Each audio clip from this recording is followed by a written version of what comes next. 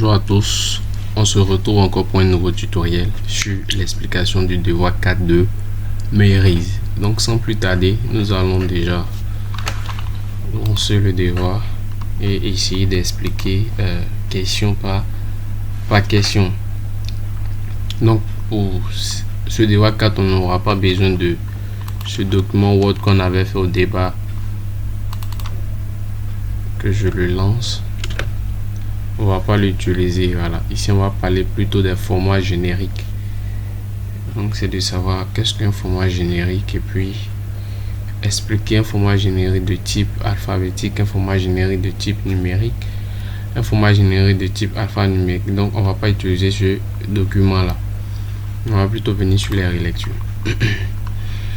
Donc ici on nous demande, après avoir lu le test, ici c'est le même test, donc on a déjà fait sortir les tables. Voilà, donc on n'est pas obligé de faire une seconde lecture. Après avoir lu les tests, détecter les informations élémentaires composées et les différents dépendants fonctionnels choisis. Donc ici on va plutôt parler du format générique, c'est-à-dire que d'abord quand on parle du format générique alphabétique, c'est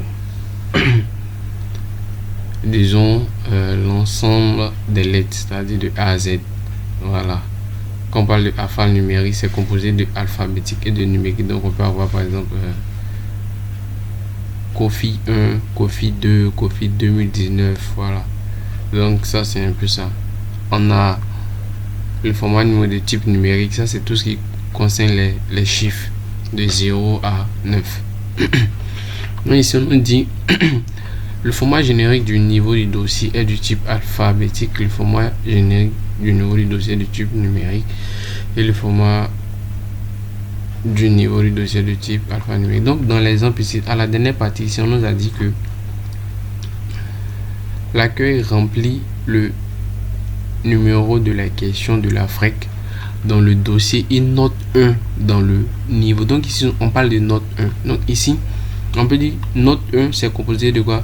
De lettres et de chiffres. Donc du coup c'est alphanumérique. Donc d'abord le niveau du dossier qui est là, c'est-à-dire ce niveau qui est là, est du type alphanumérique.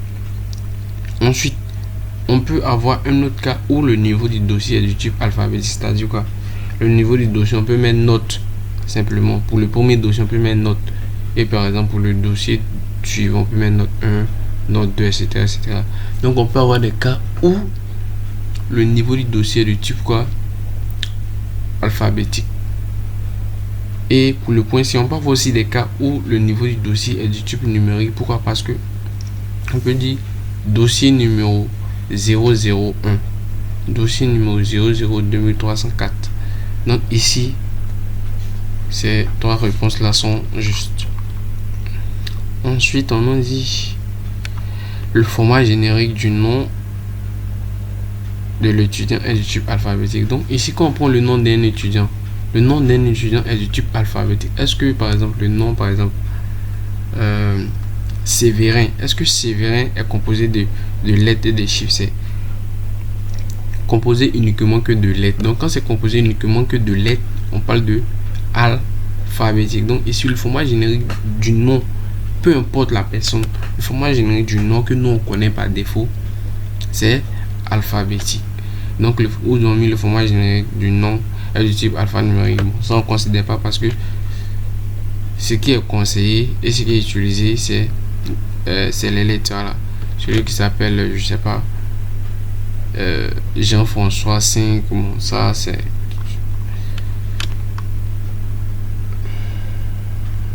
question 3. On dit le format générique du prénom n'est pas du type alphanumérique. Donc ici on sait déjà aussi le prénom n'est pas aussi alphanumérique, c'est pas composé de lettres et de chiffres, donc du coup c'est pas alphanumérique. Ensuite on dit le prénom, le format générique du prénom est du type alphabétique. Donc ici lorsqu'on parle de type alphabétique, on sait déjà le prénom est du type alphabétique. Et puis la dernière partie on dit le format générique du prénom n'est pas du type date. Le prénom ne peut pas être du type date, c'est-à-dire par exemple 20/01 2018. Voilà, Est-ce que le nom de quelqu'un peut ressembler à une date? Non. La question 4, on nous dit prénom n'est pas de type calculé. Donc ici, est-ce qu'on peut calculer un prénom? C'est-à-dire, on prend ton prénom plus le prénom d'une autre personne et puis on veut additionner. Ça ne peut pas se faire. Donc ici, prénom n'est pas du type calculé. Ensuite, la question, c'est qu'on dit le format générique du numéro de l'étudiant n'est pas du type alphanumérique. Et ensuite, on dit le format générique de l'étudiant est du type numérique. Donc ici, lorsqu'on parle du numéro, nous on sait le numéro de l'étudiant sera composé de quoi? De chiffres, c'est-à-dire soit un exemple 01, 02, 03 et puis 04. Ça c'est le numéro de l'étudiant. Donc ça ne peut pas être composé de alphabétique et de numérique. C'est uniquement que de numérique. Ensuite, la question 6. On dit le format générique du dossier de réponse n'est pas du type alphanumérique. Donc ici, au début, on nous parlait du niveau, c'est-à-dire le niveau du dossier. Et ici, on dit le format générique du dossier en question. C'est-à-dire lorsqu'on va prendre un dossier, le dossier n'est pas du type alphanumérique. Pourquoi? Le dossier sera du type numérique parce que les dossiers seront numérotés. Quand on prend par exemple, on dit pour l'étudiant X, son dossier c'est 010. Pour l'étudiant Y, son dossier c'est 0012. Donc ici, on passe plutôt au format numérique. On ne va pas utiliser le format alphanumérique, non. La question 7. Le format générique du numéro de dossier est du type numérique. Le format générique du numéro du dossier n'est pas du type alphanumérique. Donc ici c'est un peu pareil avec cette question, la question précédente. Ici aussi on nous dit le numéro du dossier du type numérique et n'est pas. Donc ici c'est la même explication avec l'autre question qui vient de passer. Ensuite, la question 8. On nous dit le format générique de date de FREC est de type date. Donc, on sait déjà lorsqu'on dit, c'est-à-dire quand on parle de date de FREC, ça veut dire FREC c'est quoi? On a dit c'est un dossier qui englobait toutes les réponses qui seront données par l'université virtuelle à un étudiant. Donc, lorsque l'université virtuelle va envoyer le message, automatiquement l'heure à laquelle on envoie le message, la date, tout ça là sera stocké à quelque part. Donc ici on sait que quand le message va venir, ça va venir avec une date et le. Donc du coup c'est l'information de la date là. Si on veut prendre disons la date à laquelle ils ont répondu, le format générique de la date sera aussi du type date, c'est-à-dire par exemple 20/07/2019. Voilà. Donc ici la question 9.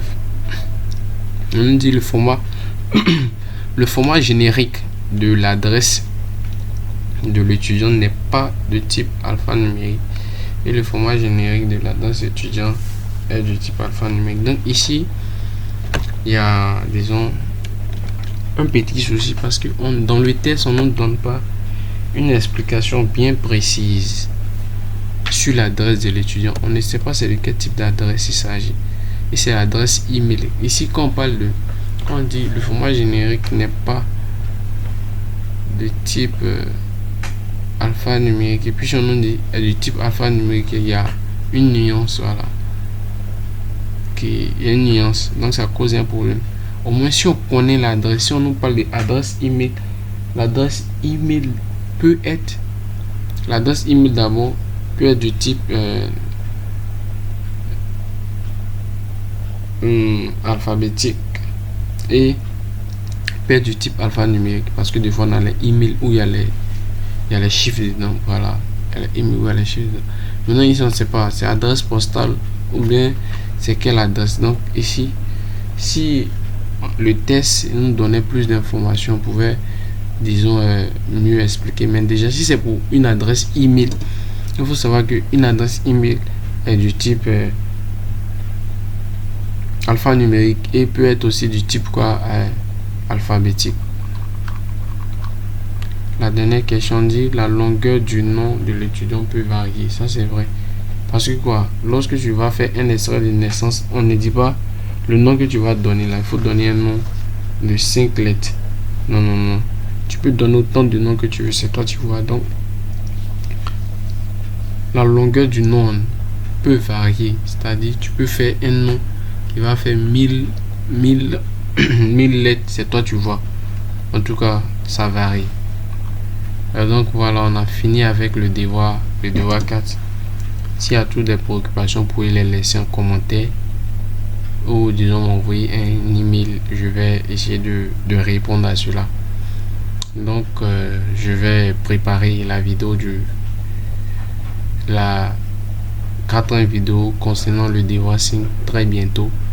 Vous aurez accès à ça. Merci de partager et de vous abonner à ma page.